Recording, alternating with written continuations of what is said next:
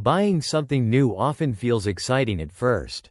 There's anticipation, a small rush when it arrives, and for a moment it feels like it made a difference. But a few days later, that same object usually fades into the background, and the feeling disappears much faster than expected. Helping someone, on the other hand, tends to feel different. It's not as intense or immediate, but it often lingers in a way that's harder to explain. So what's actually happening here? How does our brain react when we help someone in need, compared to when we simply buy something? This isn't about saying spending is bad or that you should avoid enjoying things altogether.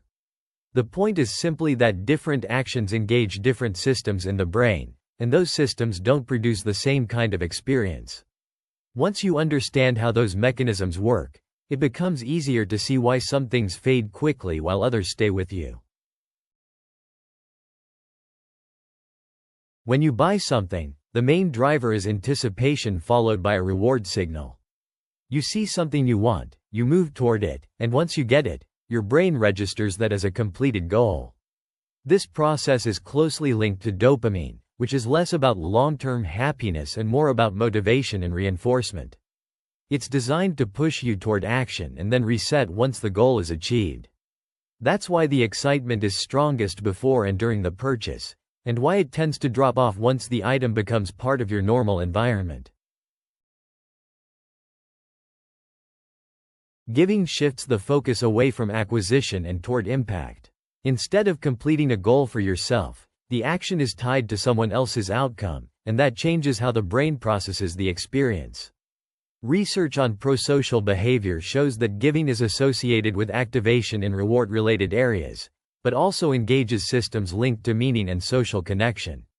Because of that, the experience is not just about the action itself, but about what the action represents, which makes it less dependent on novelty and more connected to perceived significance.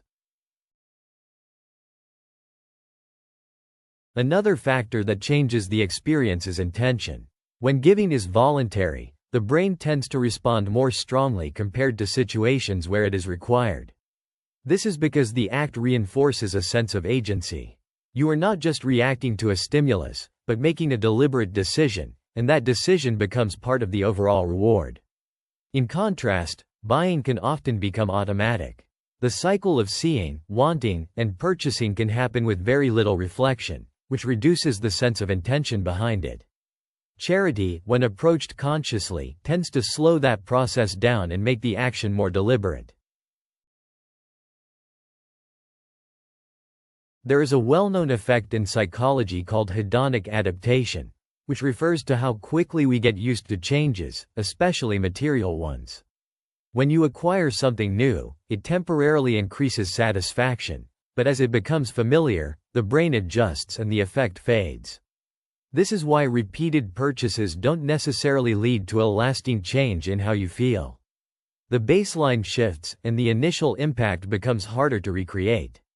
Experiences tied to meaning tend to be less affected by this process, because they are not dependent on the novelty of the object itself, but on the significance attached to the action. Over time, the difference becomes more noticeable in what people remember. Purchases often blend into the background unless they are repeatedly used or highly significant. Acts of giving, however, are more likely to be remembered because they are tied to context, intention, and perceived impact. In behavioral terms, actions that align with values are more likely to influence identity, which makes them more stable over time. So while buying reinforces a moment, giving is more likely to leave a trace that extends beyond the initial experience. When you bring all of this together, the difference is less about intensity and more about structure. Buying is driven by anticipation and completion, which makes it effective at creating short bursts of excitement but less reliable for lasting satisfaction. Charity, on the other hand, is tied to intention, meaning, and connection, which creates a different kind of experience that tends to be less immediate but more enduring. This isn't about labeling one as inherently good and the other as bad. Buying and enjoying permissible things is not a problem in itself. However, from an Islamic perspective, acts of charity are clearly emphasized as good deeds with deeper significance. So while both can exist in balance, one is more strongly encouraged, not just because of how it feels, but because of its broader impact.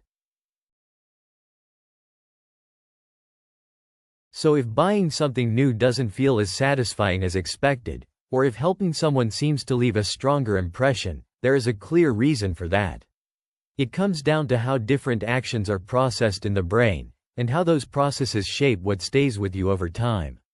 Some experiences are designed to pass quickly, while others are structured in a way that makes them last. And from a broader perspective, it's also a reminder that we are not wired randomly. The way we respond to generosity and contribution reflects something deeper about how we were created, and the kinds of actions we are encouraged toward.